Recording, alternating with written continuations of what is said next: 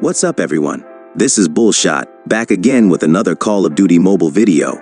I hope you guys are having a fantastic day, and I hope you guys are enjoying the new Season 2 update so far. So in today's video, I am going to be covering my updated settings and the most balanced sensitivity setup for this season's ranked multiplayer mode, which is heavily compatible with the mobile devices. I've adjusted some of my basic settings, and I have changed a few other settings in the sensitivity section. And this new setup is providing me with some insanely optimized performance inside of this new season's multiplayer. Make sure to stick to the end of this video, as it is going to be extremely helpful for my fellow viewers. Now, if this is your first time here in my channel, then be sure to press the subscribe button and turn on post notifications so you never miss any future update on my channel. And make sure hit the like button below, as this helps me a lot to make contents like this for you. Anyways, with that being said, let's get right into the video.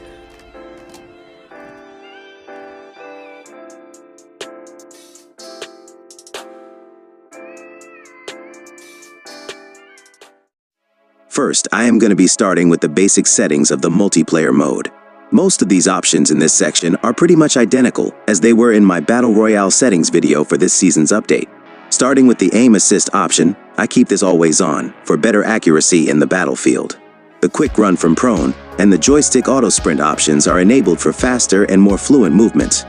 All of my weapon rotation buttons are disabled, as I prefer to move my aim using my right thumb in the right part of the screen. The slide hint is totally an optional choice. It basically shows you a slide button instead of a crouch button when you are sprinting. Rest of the settings are pretty reasonable. Now, both in the multiplayer and the Battle Royale, I am currently using the tap and hold option to aim down sight for better versatility in the middle of the battlefield.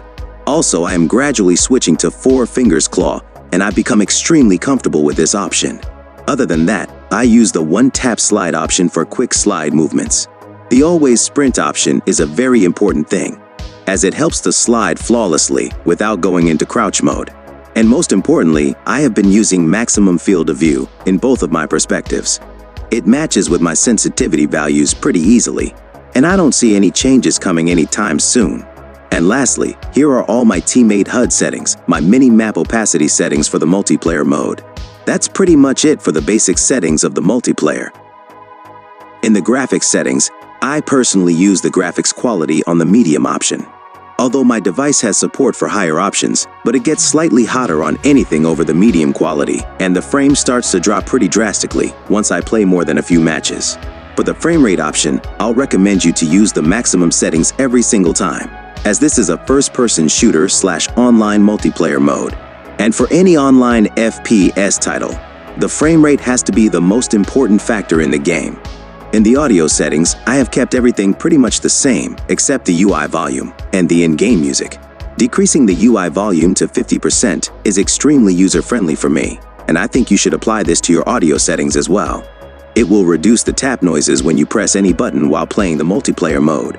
Now in the settings of the special effects, I have been using the pink electrical flash in the hit effects section, although it is a cosmetic thing after all, which depends totally on your personal preference. However, in the section of the Get Hit hint effect, I'll be suggesting you to use something dynamic which can be easily visible like the pink or the red one. And now, before we get to discuss my updated sensitivity settings for this season's multiplayer update, I want you to have a look on some of my gameplay clips. With this, you're going to have some approximate idea about the speed of my playstyle and how I manage to deal with my enemies in different range of engagements. Another thing I want to mention before sharing my sensitivity values, which is, I am currently using the Poco F5 as my primary device, which has screen size of 6.5 inches, and my sensitivity values may or may not be exactly accurate for you. That's why I am suggesting you to carefully observe my movements and my accuracy throughout this entire gameplay session. And I'll see you after the final kill with all the values of the sensitivity setting.